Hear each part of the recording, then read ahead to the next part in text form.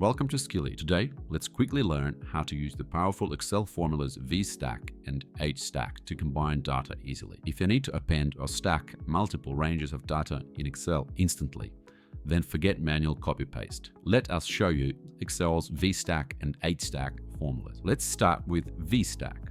It stacks arrays vertically, one on top of another. So you have data in several arrays here. All you need to do, enter the formula VSTACK and select the specific arrays, separate them with commas. That's all I need to do. Let's go through several examples. In this example here, we've selected just one row of data from each array. And what we have is just one long array of those values. In this following example, we've selected two columns of data from each array. And that's what we have here. We have two columns with all the rows. And in the final example, we've selected combination of 2 and 3 columns from each array. And you can see that in this example, in this range, Excel tells us that that specific array had no data in the third column. In this array, it did. So Excel combines all the values for us without doing too much work. Now, HSTACK does the same but horizontally, appending column by column. So going from left to right. The syntax is the same. You type in HSTACK and then you select the arrays you want to combine. In this example, we've combined just one row of data from each array. And you can see it here that all the data